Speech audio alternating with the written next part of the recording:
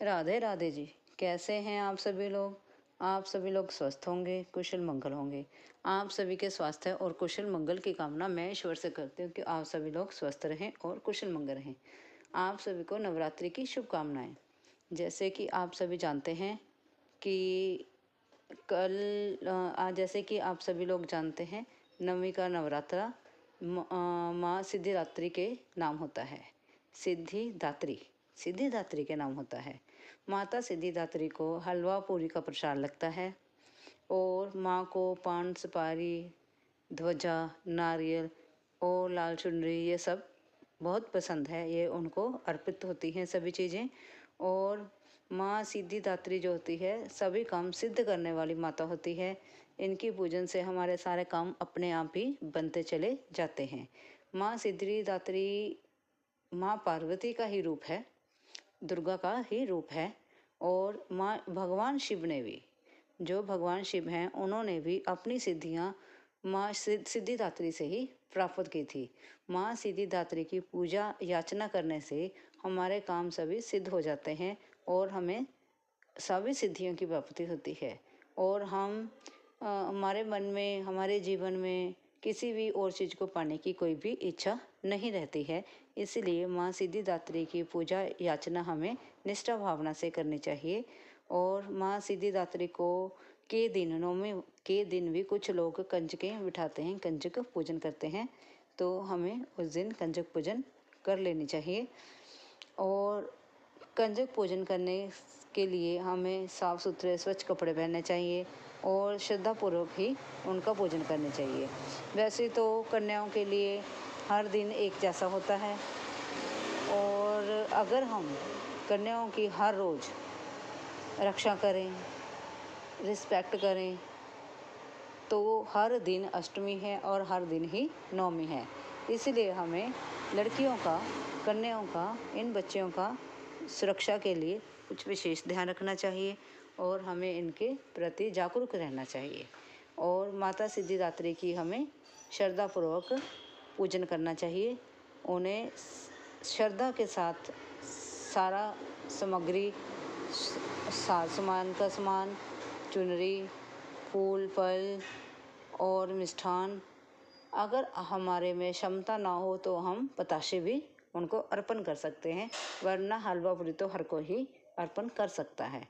और आप सभी को माँ सिद्धिदात्री की पूजा की हार्दिक शुभकामनाएं। आप सभी के लिए ये नवरात्रे जो हैं, नवरात्रे शुभ रहे हों। मैं यही भगवान जी से प्रार्थना करती हूँ कि इन नवरात्रों में आप सभी के यहाँ खुशियाँ भर कर लेकर आएँ और सभी काम सिद्ध हो जाएं, जिनको जो चाहिए वो मिल जाए। यही मेरी प्रार्थना है। आप सभी को नवरात्रि की शुभकामनाएं। आपको वीडियो अच्छी लगी हो, लाइक और सब्सक्राइब जरूर करें। थैंक यू जी। राधे राधे जी। कैसे हैं आप सभी लोग?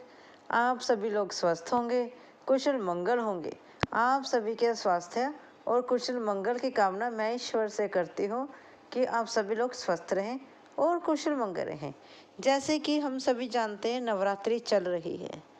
नवरात्रि के 9 दिन को, जिनमें माँ की, देवी माता के 9 स्वरूपों की पूजा की जाती है, उसे नवरात्रि कहा जाता है। और नवरात्रि का 9वां दिन, जिस दिन माँ सिद्धिदात्री की पूजा की जाती है, माँ सिद्धिदात्री जो है वह हमें सिद्धि देने वाली है, हमारी सभी मनोकामनाएं पूरी करने वाली है। रिद्धि सिद्धि देने वाली माता को माँ सिद्धिदात्री कहते हैं। और इस माता का दिन नवरात्रि का 9वां दिन माना जाता है। इस दिन कंजक पूजन की जाती है। माँ को खीर, पूरी और हलवे का प्रसाद लगाया जाता है। और इस दिन भेंट स्वरूप माँ को पान, सुपारी, नारियल, ध्वजा, चुनरी, चूड़ियाँ, मेहंदी, रोली, सिंदूर, ये सभी चीज़ें, कुमकुम, इत्र, ये सभी चीज़ें जो है माँ को भेंट स्वरूप भेंट की जाती है। और माँ की यह 9 रूप हमें सब कुछ देने वाले हैं।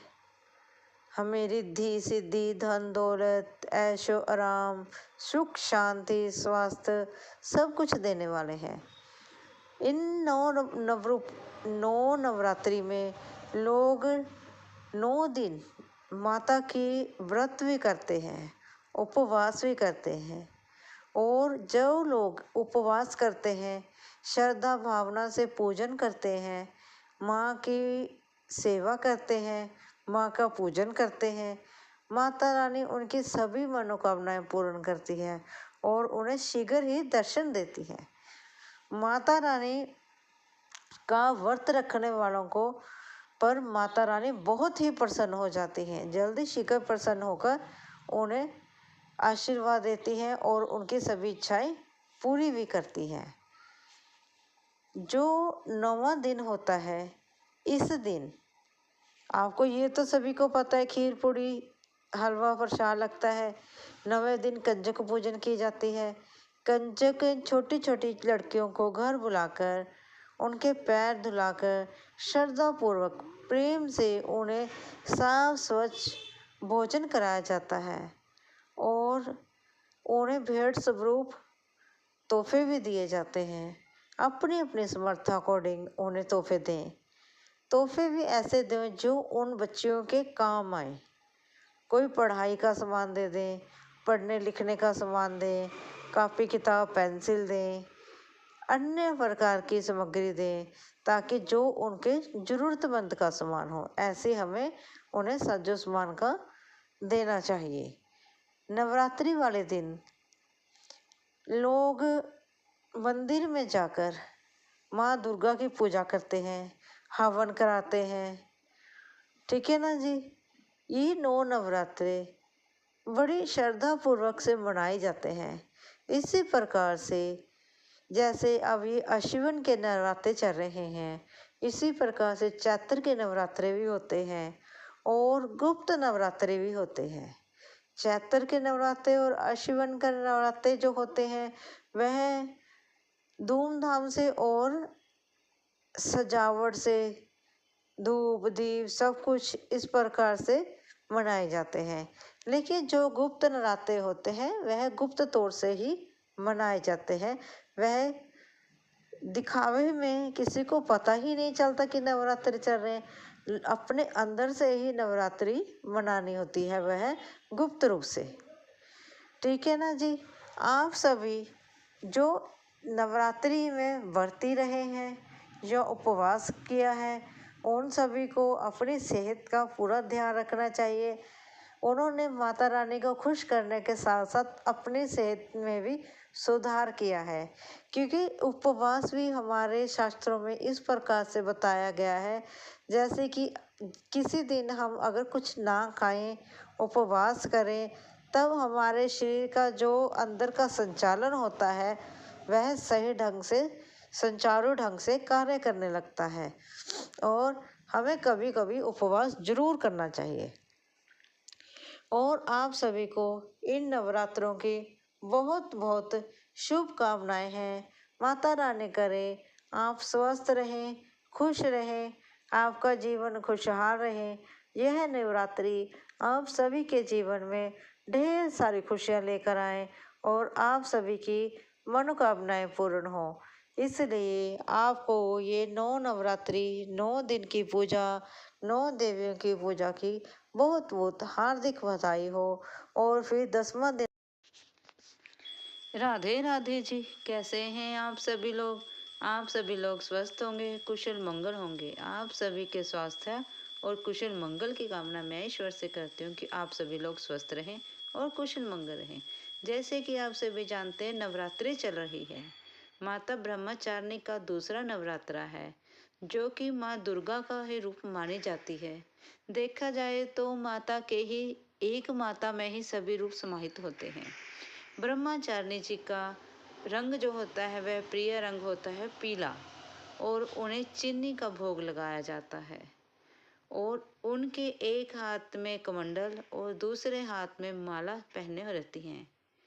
जो ब्रह्मचारिणी है, वह तप की देवी हैं, तपस्वी हैं, इसलिए उन्हें तप की देवी कहा जाता है।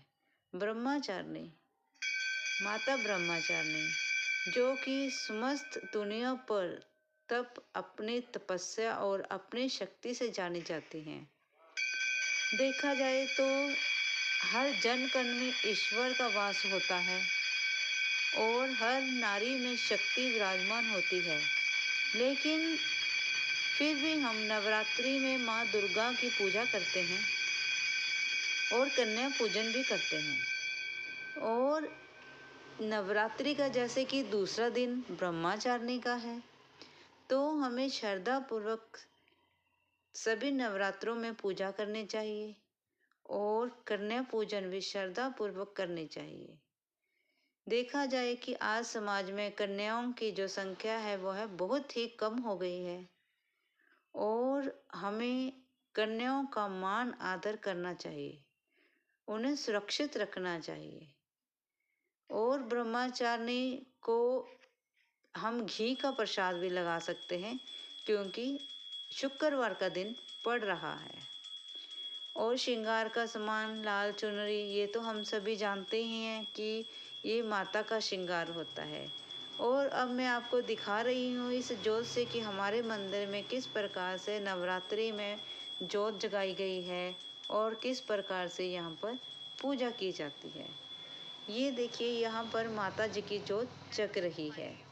और देखिए मैंने अपने वीडियो में कुछ लिंक भी डाल दिए हैं जहाँ पर जाकर आप अपने पसंदीदा सामान खरीद सकते हैं। और अगर आपको वह सामान पसंद हो तो उस साइट पे जाएं और उन्हें खरीदें। धन्यवाद जी।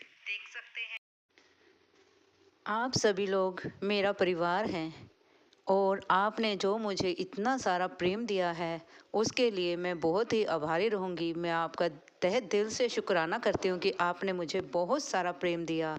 कुछ आर्टिकल्स की मैंने अपनी वीडियो में लिंक दिया है। अगर आपको मेरे पसंदीदा वह आर्टिकल्स अगर आपको पसंद आए, अगर आप ख़रीदना चाहें तो वह खरीद सकते हैं। उनका लिंक और जो उनकी साइट है वह मैंने अपनी वीडियोस में डाल दी है। आप सभी का बहुत बहुत धन्यवाद होगा। Thank you. राधे राधे जी। कैसे हैं आप सभी लोग? आप सभी लोग स्वस्थ होंगे, कुशल मंगल होंगे। आप सभी के स्वास्थ्य और कुशल मंगल की कामना मैं ईश्वर से करती हूँ कि आप सभी लोग स्वस्थ रहें और कुशल मंगल रहें।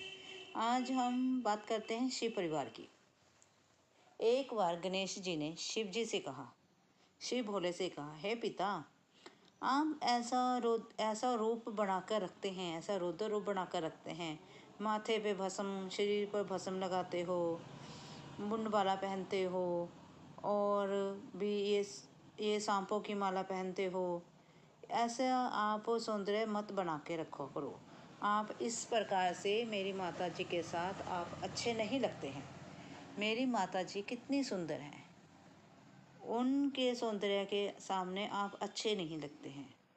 आप जाइए, अपना रूप सुंदर बनाकर आइए। शिव भगवान मुस्कुराते हैं, थोड़ा मुस्कुराते हैं गणेश जी, फिर कहते हैं, फिर वह कहते हैं, देख लो बेटा। कह रहे, नहीं पिताजी, आप सुंदर बन के आइए। शिव भगवान मुस्कुराते हैं और चले जाते हैं। जब शिव भगवान नहा धोकर आते हैं, उनके जो जटाएं हैं बंधी होती हैं, सुंदर रूप होता है, अद्भुत सुंदर रूप होता है। कोई उन्होंने माला नहीं पहन रखी होती, कोई सांपों की माला नहीं, कोई भस्म नहीं, कोई कुछ नहीं, बहुत सुंदर लगते हैं। इतने सुंदर लगते हैं कि मोहनी रूप भी उनके सामने फीका पड़ जाए, इतने ज़्यादा अद्भुत और इतने ज़्यादा सुंदर लगते हैं। जब वह नहा धोकर सुंदर रूप में बाहर आते हैं तो सभी देवता चकित रह जाते हैं। सभी देवता हैरान रह जाते हैं कि आज शिव भगवान ने कितना सुंदर रूप धारण कर लिया है। और उनको देखकर गणेश जी भी चकित रह जाते हैं कि पिताजी कितने सुंदर लग रहे हैं। और वह सिर झुकाकर खड़े रहते हैं। फिर भोले शंकर मुस्कुराते हैं और कहते हैं, क्या बात बेटा, अब तो मैं सुंदर बनकर आया हूँ, अब तो मैं तुम्हारी माता जी के साथ अच्छा लगूंगा, अब तुम्हें क्या परेशानी है? तब गणेश जी बोले, नहीं पिताजी, आप पहले वाला ही रूप धारण कर लीजिए। फिर भगवान मुस्कुराए और बोले, ऐसा क्यों? कहते मैं नहीं चाहता। गणेश जी बोले, मैं नहीं चाहता कि मेरी माता जी से ज़्यादा सुंदर कोई दिखे। मेरी माता जी दुनिया में सबसे ज़्यादा सुंदर होनी चाहिए, उनसे सुंदर कोई नहीं होना चाहिए। इसलिए आप उनसे ज़्यादा सुंदर लग रहे हैं, इसलिए आप अपना पूर्ण रूप धारण करके आए। वही भस्म वाला, वही नागमाला वाला, वही जटाओं वाला, वही रूप धारण करें। फिर शिव भगवान मुस्कुराते हैं और अपना पहले वाला रूप धारण कर लेते हैं। इसी प्रकार आज भी वही चला आ रहा है। आज के ज़माने में भी, आज के समय में भी वही चला आ रहा है। जैसे कि पुरुष है, थोड़ा वह गुस्से वाला होता है, उसका रूप थोड़ा रौद्र होता है। क्यों? क्योंकि उसके सिर पर परिवार की जिम्मेवारियां होती हैं, पर परिवार में मान सम्मान बनाकर रखना होता है और परिवार के अंदर पूरी स्ट्रिक्टनेस के साथ वह रहते हैं। अगर उनके सिर से जिम्मेवारियां खत्म हो जाएं, एक पुरुष के सिर से जिम्मेवारियां खत्म हो जाएं, तो वह भी अद्भुत सुंदर हो जाएंगे। इसी प्रकार पार्वती माता जी की तरह औरतें हैं, नरम, सुंदर, ममतामय और परिवार को स्नेह देने वाली, जैसे कि पहले माँ पार्वती होती थी। बोलो हर हर महादेव। इस करके इसलिए हमें जो जैसे चल रहा है उसको उसी प्रकार से चलने देना चाहिए। अगर पुरुष में गुस्सा नहीं होगा, उसका कड़वापन नहीं होगा, अगर वो कठोर नहीं होंगे, तब समाज में उसके परिवार के प्रति किसी का डर भय नहीं रहेगा। क्यों? क्योंकि अगर पुरुष कठोर होगा तभी तो लोग डरते हैं कि उनके घर में कोई घुस नहीं सकता। इसी प्रकार पुरुष को कठोर बनकर और औरत को ममतामय बनकर ही जीवन निर्वाह करना होता है। अगर आपको स्टोरी अच्छी लगी हो तो लाइक और सब्सक्राइब जरूर करें। हर हर महादेव। ओम नमः शिवाय।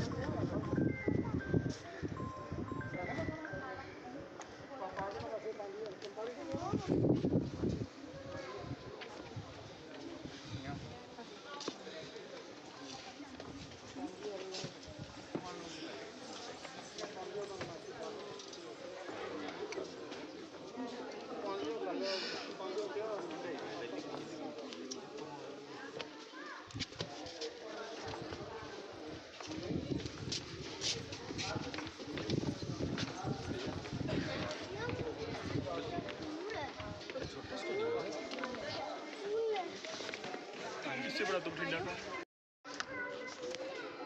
तो बाहर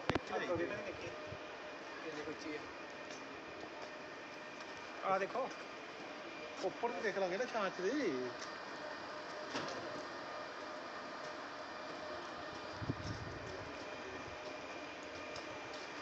गेट नंबर 4 है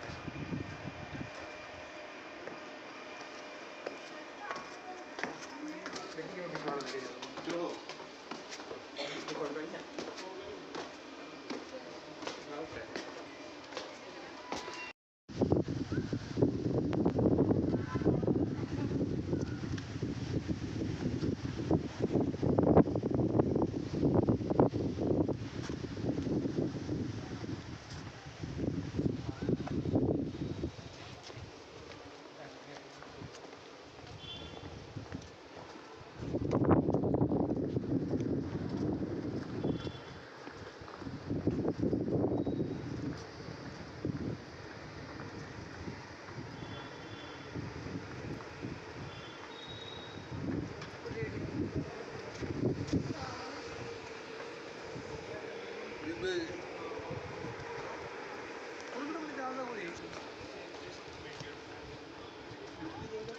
लोग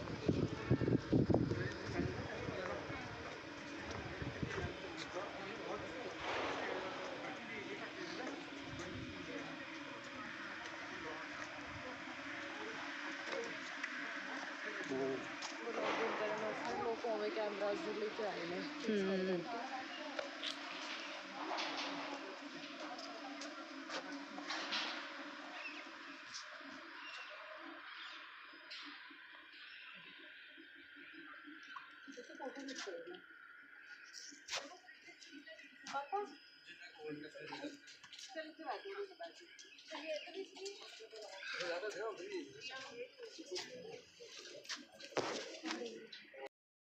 सेक्रेटरी के सारा जो मेन मेंबर्स ने उन्होंने ਵੱਲੋਂ ਇੱਥੇ ਪਹੁੰਚਣ ਦੇ ਅਸੀਂ ਹਾਰਦਿਕ ਸਵਾਗਤ ਕਰਦੇ ਹਾਂ ਵਿਸ਼ੇਸ਼ ਰੂਪ ਦੇ ਵਿੱਚ ਤੁਹਾਡੇ ਪਰਿਵਾਰ ਦੇ ਜੋ ਸਦस्य ਇੱਥੇ ਪਹੁੰਚੇ ਨੇ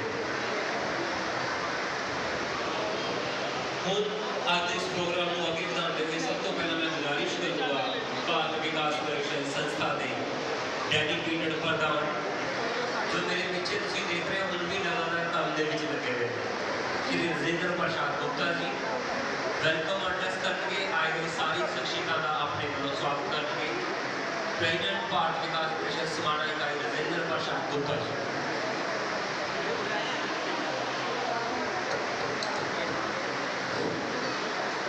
भारत माता की, भारत माता की।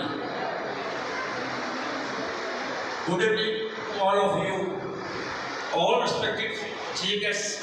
श्री यशपाल सिंगला एक्स प्रेसिडेंट नगर कौंसल समाना और साढ़े मिस्टर दर्शन मित्र जी MC साहब मिस्टर विजय सिंगला जी गाजीवास वाले समाज सेवी आते धर्मपत्नियां साढ़े रिस्पेक्टेड मेंबर्स फैमिलीज मैं उन्होंने पहुंचने के सब तो पहला मैं दिलों स्वागत करता जी आया जिमें कि आपको पता ही है एक परिवार मिलन कोई किसी क्लब का ही तरह कोई टेंशन नहीं है प्योर हिंदुस्तानी जो साढ़े रस्म रिवाज ने उन्होंने मुख रखते हुए ही भारत विकास परिषद की आज तो 60 साल पहले तकरीबन स्थापना की गई थी उस कड़ी के तहत पूरे हिंदुस्तान के 3000 के ऊपर ब्रांचेज ने उसी तरह समाना ब्रांच भी एफिलेटेड है आज ये मौका सिर्फ एक मिलने जुलना नहीं सगों साड़ी भारत विकास फैमिली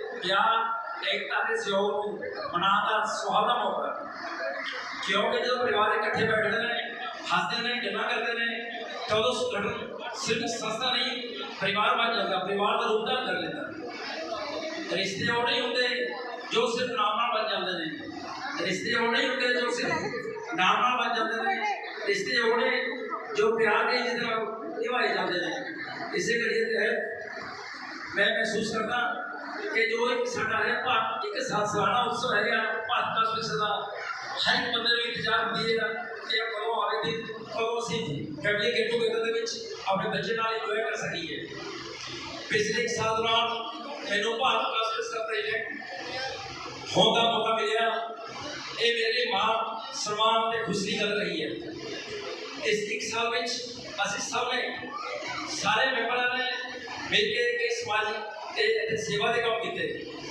पर सच है कि कोई भी व्यक्ति इकट्ठा कुछ नहीं कर सकता हर काम के पीछे पूरी टीम हर एक मैंबर और फैमिली का पूर्ण रूप से कोऑपरेशन सहयोग रहा आज जो मेरी प्रधान एक साल पूरा हो जा रहा है इस दौरान मैं पूरी लगन संस्था की जिम्मेवारी निभाने की कोशिश की मैं दिलों अपने सारे को मैंबर्स उन्होंने फैमिली का धन्यवाद करना चाहूँगा जिन्होंने हर स्टेप के उत्ते मैंने पूर्ण रूप में सहयोग दिता थोड़े सहयोग सलाह के हौसले बिना ये सब बड़ा मुश्किल सीगा पर मैंने सुहावना लगे क्योंकि थोड़ा सहयोग मेरे नाल सीगा सफर चंगा उदी हुंदा जिथे साथी चंगे मिल जान सफर चंगा उदी हुंदा जिथे सारे साथी चंगे मिल जान राह मुश्किल होवे तां कदम आसान हो जाते हैं मैं खास तौर पर भारत का परिषद टीम का धन्यवाद करना चाहूँगा जिन्होंने हर समय मेरा साथ दिता अरे संगठन की सेवा को अगे बढ़ाया इसके नाल ही सारे फैमिली मेंबर्स का भी खास धन्यवाद करना चाहूँगा क्योंकि जो परिवार का सहयोग मिलता तो कोई भी मेंबर अगे होकर बिना किसी संकोच तो बिना किसी चीज को सेवा करता अपना योगदान पा सकता।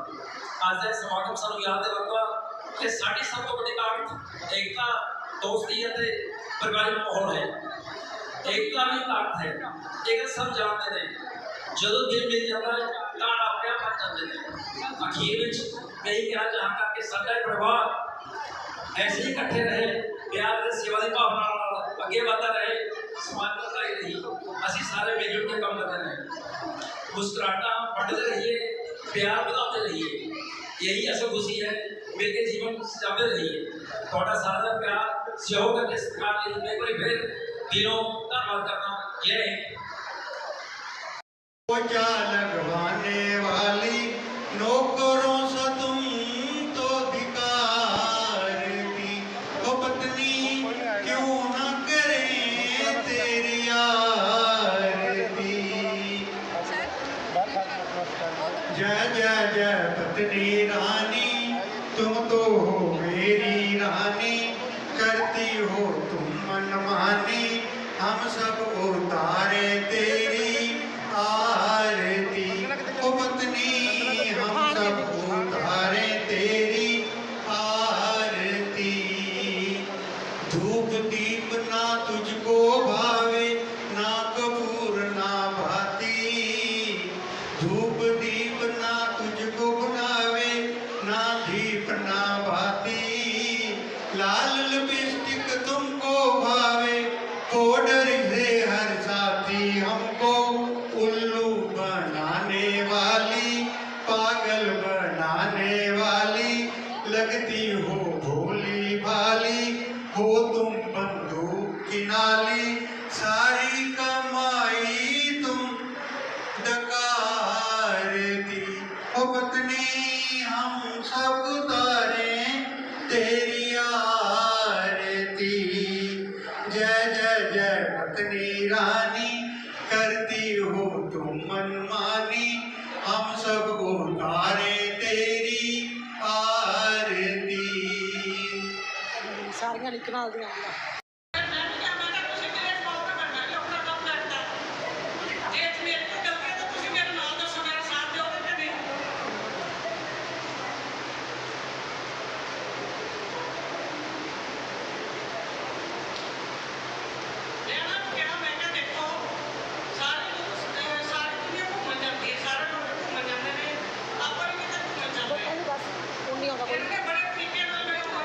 ਬੈਠ ਜਾਓ ਕਹਿੰਦੇ ਉੱਤਰ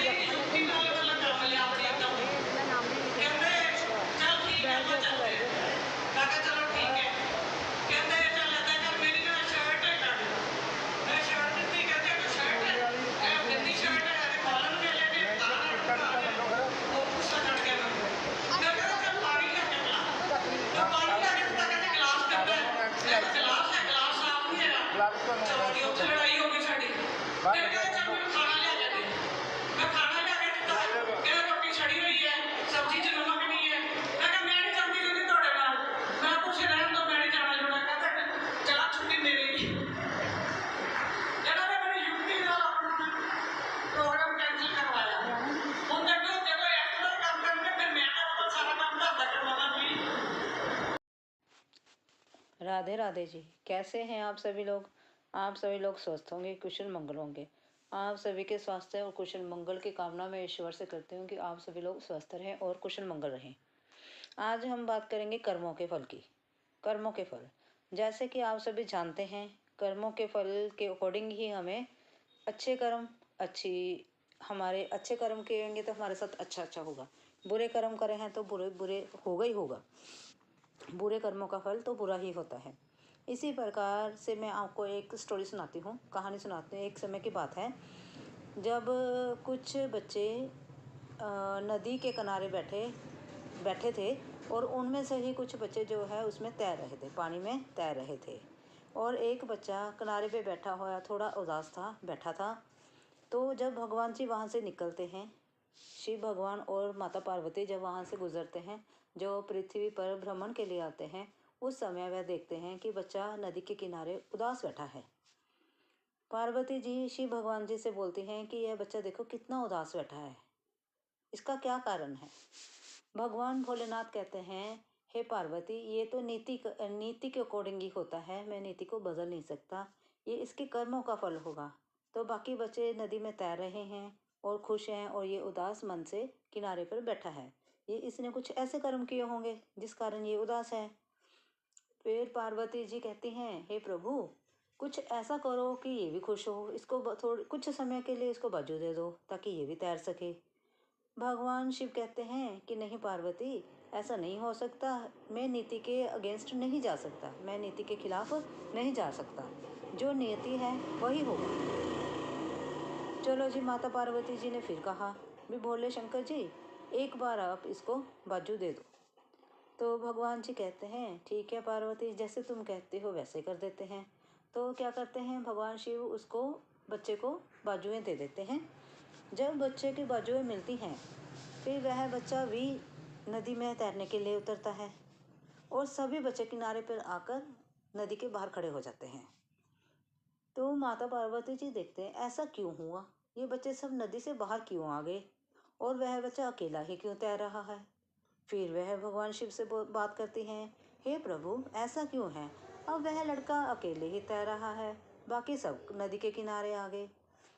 फिर भगवान जी, शिव भगवान जो हैं, माता पार्वती को समझाते हैं, हे पार्वती, ये सब नीति का खेल है, ये सब कर्मों का खेल है, जैसे जैसे जिसके कर्म है वैसा वैसा फल तो भोगना ही पड़ेगा। इस लड़के ने बाजू मिलने के कारण जब ये तैर रहा है तो इसने बाकी बच्चों को डुबोने की कोशिश की पानी में, तो वह बच्चे इस डर के कारण कि हम कहीं डूब ना जाएं, वह नदी से बाहर आकर किनारे पे खड़े हो गए, और यह बच्चा अकेला ही नदी में रह गया तैरने के लिए। इसने पिछले जन्म में भी कुछ ऐसे ही कर्म किए होंगे जिसके कारण इसकी बाजुएं इस बार नहीं हैं।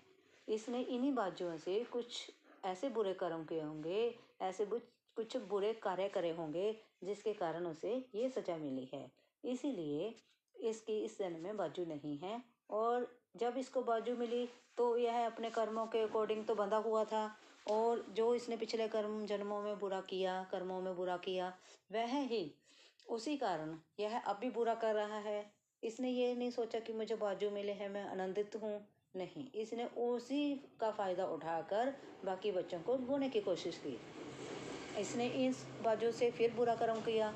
इसलिए नीति जो होती है वही होता है, नीति के अगेंस्ट हम नहीं जा सकते हैं, और जैसे जैसे इंसान के कर्म होते हैं वैसा वैसा ही फल भोगना पड़ता है। जैसे कि कर्म तेरे अच्छे, जैसे जैसे कर्म होते हैं वैसा वैसा ही फल होता है। जैसे कि एक कहावत है ना जी, जैसे कि कर्म तेरे अच्छे तो किस्मत तेरी दासी, और नीयत तेरी अच्छी तो घर में ही जमुना काशी।